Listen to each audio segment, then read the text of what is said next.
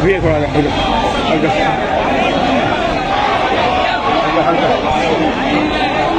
जाएगा। देखिए poster pick करा है अखिलेश जी ने। बाबा साहब अमर रहे।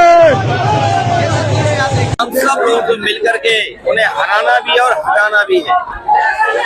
ये बाबा साहब भीमराव अम्बेडकर जी का संविधान केवल कागज नहीं है, वो लोहे की तलवार है जो समय समय पर हमें सम्मान दिलाने का काम करती है। संविधान हमारे लिए ढाल है, संविधान हमारी संजीवनी है, संविधान हमें न्याय दिलाता है। संविधान बाबा साहब का वो है जो हमें आगे बढ़ने का और बराबरी का मौका देता है।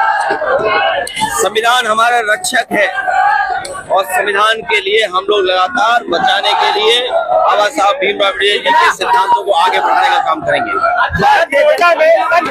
इस तरह से वहाँ पे आंदोलन किया, अब एसटीएफ को जांच सौंपी गई है, कमेटी बना दी गई है। मुख्यमंत्री कह रहे हैं भारतीय जनता पार्टी की सरकारों में और 10 साल की सरकार में सबसे ज्यादा बाबा साहब भीमराव अम्बेडकर जी की प्रतिमाएं तोड़ी गई हैं और आज वही लोग जो तोड़ने वाले लोग हैं वो बजट दे करके चुनाव से पहले एक झूठा संदेश देना चाहते हैं।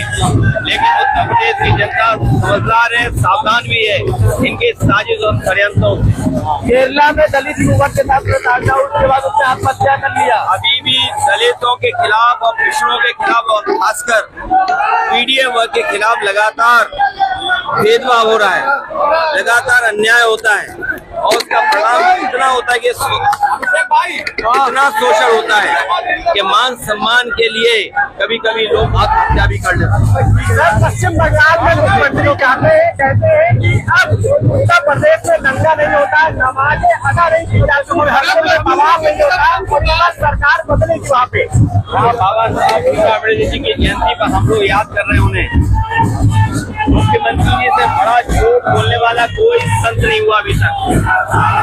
और ये हम नहीं कहते हैं, बहुत सारे लोग कहते हैं कि ये नकली संत हैं और इन्हें संविधान से कोई लेना देना नहीं है।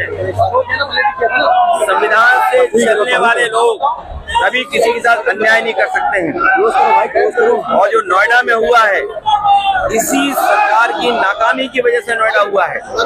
इनकी जो LIU इंटेलिजेंस या वनस्पति की वजह से या चुनाव प्रचार में बंगाल चले गए थे, सरकार को पता था, जानकारी थी, उसके बावजूद भी सरकार ने होने दिया। लेकिन सर वहाँ पे साजिश रची गई है, कुछ राजनीतिक दल भी है तो बहुत खराब कर रहे हैं। और अगर साजिश इतनी बड़ी हो गई है तो इसके लिए मुख्यमंत्री जिम्मेदार हैं। अगर अधिकारी ये बात कह रहे हैं तो अधिकारियों को ऊपर कौन बैठा है? अगर ये साजिश हुई है, इतना बड़ा साजिश का परिणाम है, तो सरकार किसकी थी? इसके लिए मुख्यमंत्री और भारतीय जनता पार्टी को